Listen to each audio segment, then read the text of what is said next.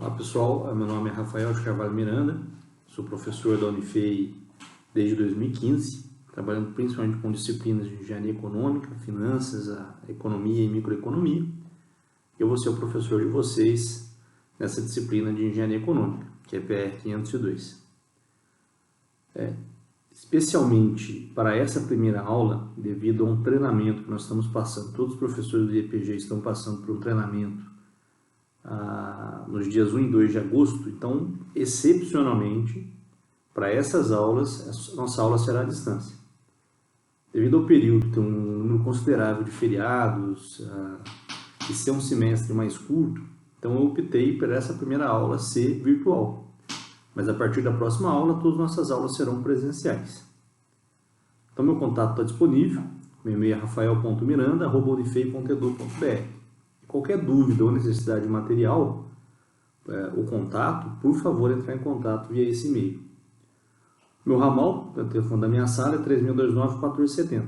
Então, sempre tem alguns dias que estão disponíveis para atendimento aos alunos, preferencialmente enviar um e-mail ou até telefonar para verificar se eu estou no meu gabinete. Eu sou vice-diretor do Instituto de Engenharia de Produção e Gestão e, por esse motivo, muitas vezes eu estou em reuniões na universidade. Então, é sempre bom agendar um horário antes de me procurar para evitar perder o deslocamento. Todo o nosso contato vai ser feito no SIGA-A, então, por favor, mantenha os seus e-mails atualizados. Todo cadastramento de notícias, informações, datas de provas, material, vai ficar disponível junto ao SIGA-A. Bom, eu sou um professor do IEPG, do Instituto de Engenharia de Produção e Gestão, e fico lotado no bloco B. Então, o primeiro prédio da guarita principal à direita é o nosso instituto. Então, minha sala fica no segundo piso. Qualquer necessidade de contato, qualquer dúvida, é só procurar a secretaria do instituto que eles informam onde fica o meu gabinete. Mas não tem erro. Na saída do instituto, em direção ao IMC, ao IFQ, no segundo piso. Bom, como eu comentei, toda a nossa comunicação vai ser feita via SIGA-A, e-mails, contatos, necessidade de materiais, informações principais, tudo vai ser feito via SIGA. Então é importante que vocês mantenham os seus e-mails atualizados nessa plataforma. Estou deixando 2 dias úteis disponíveis para retirada de dúvidas, que são quartas e quintas-feiras, das 9 até as 12 horas. Caso você não possa, nesse horário, ter necessidade de atendimento, só entrar em contato que nós podemos marcar um outro horário para atendimento. Mas, preferencialmente, as quartas e quintas pela manhã, o período que eu não tenho aula, eu estou disponível para retirada de dúvidas. Bom, nosso curso. Muita gente confunde engenharia econômica com economia. Apesar do nome dessa mescla de engenharia e economia, a nossa disciplina é baseada em matemática financeira. Então, é aplicações da matemática para tomada de decisão, principalmente no campo financeiro. Então, nós não vamos muito para o lado da economia, aquela aula mais teórica, que vai abordar a micro, macro, a teoria do crescimento. Não é o nosso foco. Nosso foco é a análise de investimentos. Essa disciplina tem que capacitar vocês, ao final dela, a conseguir tomar uma decisão do ponto de vista econômico. A primeira decisão que você toma é se um determinado problema, se essa solução funciona ou não. Uma decisão técnica que o seu ramo da engenharia vai te capacitar a tomar essa decisão. A engenharia econômica e os conceitos da engenharia econômica, a matemática financeira aplicada à tomada de decisão, vai te ajudar a tomar uma decisão do ponto de vista econômico. Se aquela decisão para aquele problema retorna dinheiro para a companhia ou não. Então, nós iniciamos com a aula de hoje, uma breve introdução à engenharia econômica, o histórico e os preceitos básicos da matemática financeira, mas efetivamente, mesmo que essa aula fosse presencial, nós iniciaríamos na próxima semana. Então, essa é uma disciplina prática de aplicações da matemática financeira, que já iniciamos na semana que vem. Então, na matemática financeira, nós iniciamos com juros simples, juros compostos e suas variações, juros reais, transformações de taxas, que é a base para que a gente possa seguir ao longo desse curso. Vamos ver os conceitos de fluxo de caixa, nós vimos a partir da aula 3. Relações de equivalência, que são extremamente importantes, como se faz deslocamento de quantias monetárias no tempo. E aí nós vemos séries perpétuas, a série PGTO, a série de pagamentos, a série uniforme, o valor presente, o valor futuro, como é que se deslocam valores de dinheiro no tempo, visto que o dinheiro no tempo tem valor diferente. E nós vamos ver por quê. Vamos ver o conceito de taxa efetiva, que é a taxa que efetivamente tem que se utilizar nos problemas de matemática financeira, e uma taxa muito comum de se utilizar, mas que não é correta, que é a taxa nominal. E como realizar as transformações de taxas de juros. No capítulo 3, nós vamos trabalhar com a análise de alternativas de investimento. Aí nós vamos ver os conceitos relacionados à taxa mínima de atratividade, o conceito associado a essa taxa mínima de atratividade, os critérios econômicos para a decisão, como é que eu tomo decisões, quais são os métodos associados para a tomada de decisão. Aí nós vamos ver 4 métodos muito utilizados.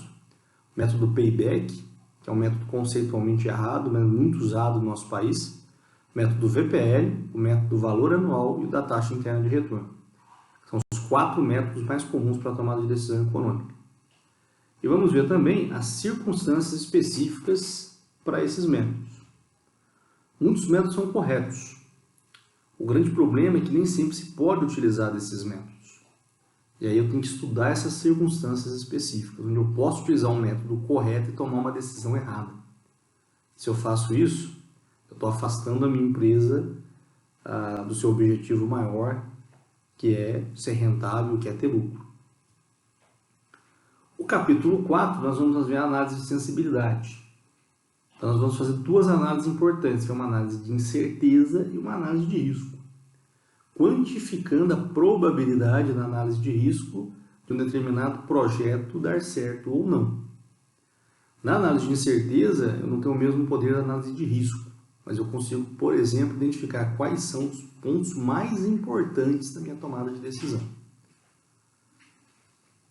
E por fim, no capítulo 5, nós vemos a avaliação de projetos e negócios. Aí nós vamos para o mundo real. Nós vamos estudar dentro dos preceitos aceitos da contabilidade do nosso país, os conceitos de depreciação, o conceito do imposto de renda, de impostos proporcionais que também acabam atingindo o fluxo de caixa de um empreendimento, e a possibilidade de se financiar parte do investimento que é realizado em um determinado projeto. Do capítulo 1 até o capítulo 3 vai corresponder ao nosso primeiro bimestre. Então, nossa primeira avaliação vai até a análise de alternativas de investimento. Os capítulos 4 e capítulo 5 compreendem o nosso segundo bimestre, onde nós utilizamos todo o conceito visto anteriormente, mas nós incrementamos com a questão da contabilidade nacional, a questão dos impostos, o que é aceito pela Receita Federal. Então, tudo que se prevê na contabilidade do nosso país é trabalhado nesse último item. Bom, a bibliografia desse curso é bastante ampla. São livros bastante interessantes, alguns disponíveis na biblioteca, como, por exemplo, o excelente livro do Samanese, Engenharia Econômica da Pearson, um livro de 2009. Se vocês forem ver, qualquer um desses livros, do Hirschfeld, Gitman, Casaroto Filho, são livros que não são tão grandes como um livro de economia, por exemplo. Você vai ter um livro de economia básico, na casa de 200, 300 páginas. Então, toda a teoria que nós temos que ver, ela não é tão complexa.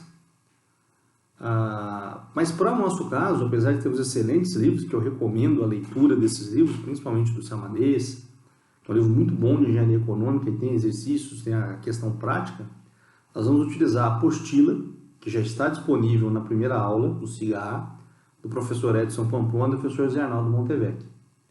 Então, todo o conceito que vai ser desenvolvido nas nossas aulas está disponível nessa apostila, que já está disponível para vocês na aula 1. Então, eu peço que baixem essa apostila, que nós vamos utilizá-la, mas não tem necessidade de imprimir.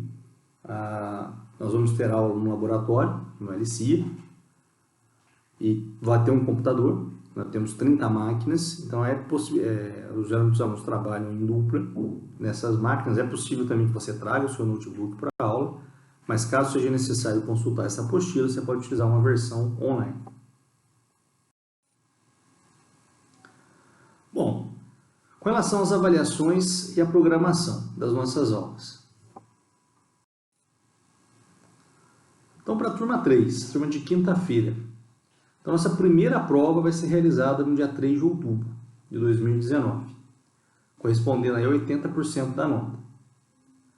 E a atividade avaliativa, essa é uma atividade que é feita no SIGA, uma atividade à distância, no dia 5 de setembro de 2019. Próximo dessa atividade, eu vou informar a todos vocês como é que vai ser realizada essa atividade no SIGA. Mas já informo, no dia 5 de setembro nós não temos aulas presenciais. Vocês têm um dia inteiro, preferencialmente no horário da aula, para executar essa atividade que vai ser dada no SIGA.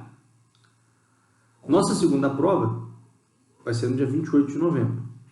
Então, nossa última semana letiva, que é do dia 28, na semana do dia 28, nós realizamos nossa segunda prova. Também valendo 80% da nota, e uma atividade avaliativa no dia 21 de novembro de 19, com um valor de 20%. Nossa prova substitutiva no dia 5 de dezembro.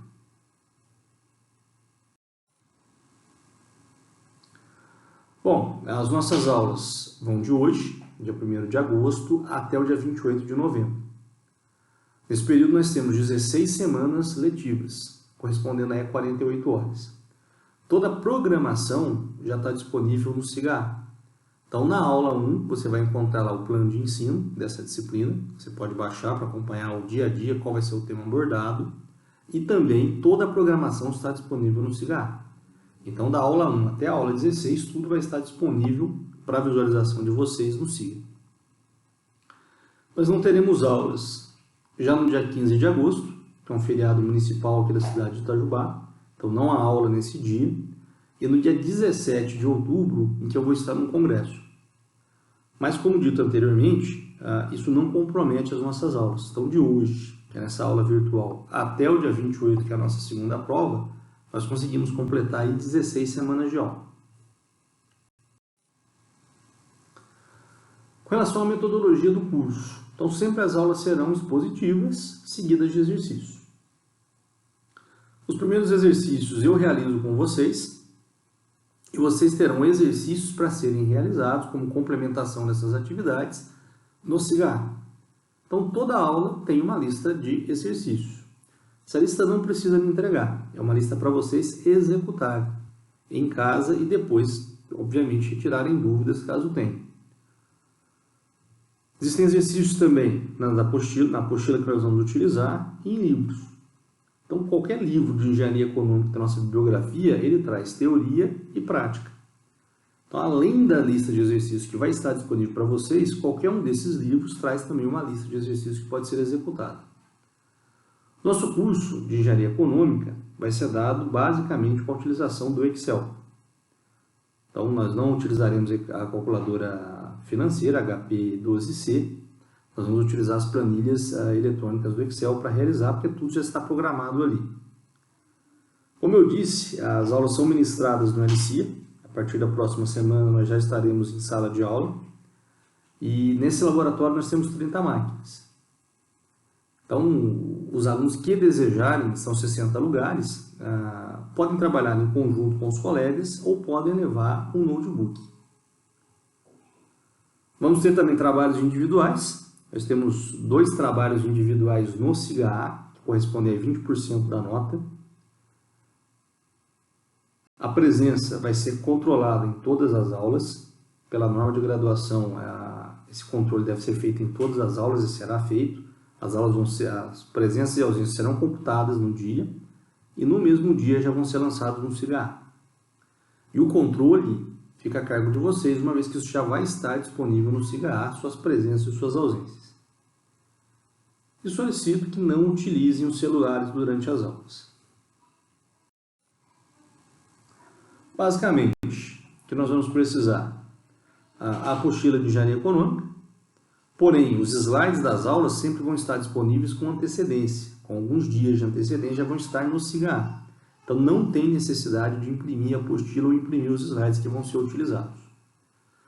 Para os colegas, ou para aqueles que desejarem, eu solicito que levem um note, principalmente a partir do capítulo 3, nós vamos utilizar muito a planilha eletrônica, utilizar o Excel. Aqueles que desejarem podem também levar a calculadora HP12C, uma calculadora padrão para cálculos mais simples. E é sempre bom ter um caderno. Principalmente a partir do capítulo 3, nós vamos trabalhar muito com fluxo de caixa. E representar esse fluxo de caixa facilita muito o entendimento de problemas de engenharia econômica.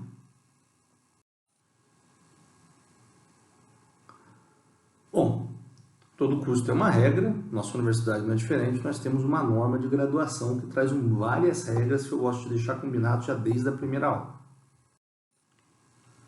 Bom, a primeira é com relação ao número de presenças. Então a nossa norma de graduação é bastante clara. É considerado aprovado em frequência o discente que obtiver pelo menos 75% de assiduidade nas atividades teóricas. Então, num curso de 48 horas, são toleradas até 12 horas de faltas, que correspondem a 4 aulas. Mais uma vez, acompanhe o registro das suas presenças e ausências no cigarro.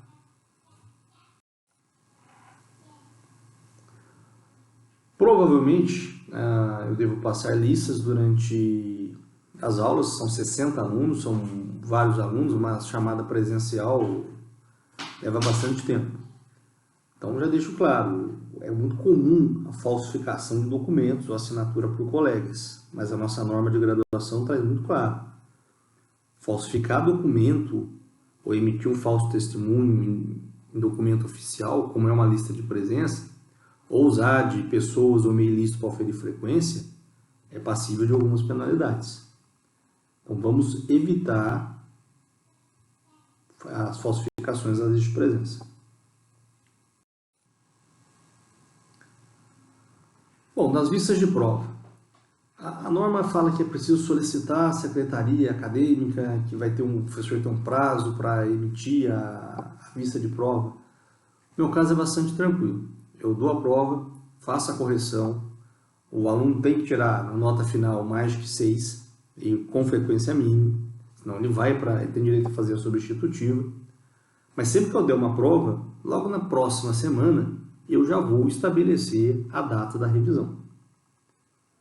Então, provavelmente já na próxima semana após a prova, já vou marcar uma revisão que é feita fora do horário de aula, individualmente, no meu gabinete, para não atrapalhar o ritmo das aulas. E essa revisão é marcada com todos os alunos com antecedência, de modo que todos possam ter a possibilidade de realizar a revisão de sua prova. No caso da substitutiva, é facultado ao professor utilizar um instrumento único de avaliação. E como é uma disciplina que é cumulativa, a nossa substitutiva lá em dezembro corresponde a toda a matéria do curso. Não há como se cobrar o último capítulo sem que se saiba do segundo, do terceiro e do quarto. Infelizmente, não há mecanismo de reposição da prova substitutiva. Em relação ao abono de faltas, é previsto por lei abono de faltas para alunos em serviço militar e alunos em representação no CONAS, que é o Conselho Nacional de Avaliação do Ensino Superior. Para esses casos, os alunos têm direito a abono automático de faltas. Existe um tratamento excepcional na lei nos casos de tratamento de saúde e discente em estado de gestação. Então, eu peço aos alunos que têm um atestado médico, que têm algum tipo de problema, que sempre me procurem na aula seguinte, de modo que se evite passar muito tempo sem que se tenha, com falta no sistema, sem que você tenha algum tipo de abono. É permitido reposição de atividade avaliativa nos seguintes casos. Então, se você perder uma atividade avaliativa, se você se enquadrar nesses 3 casos, você recebe o abono da sua ausência na atividade avaliativa. Então, você tem direito a fazer uma nova atividade avaliativa.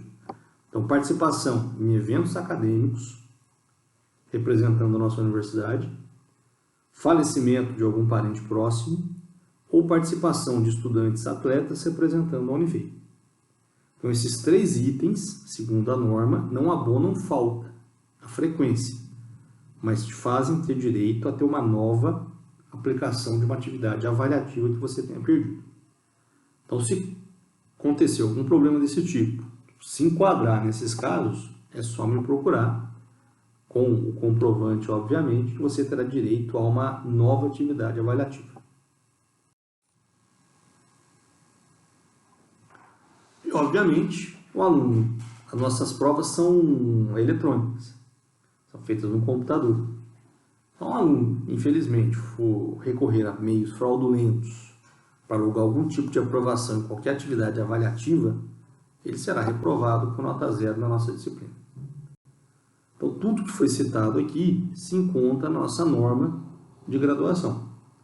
Qualquer dúvida, só me procurar ou consultar essa norma.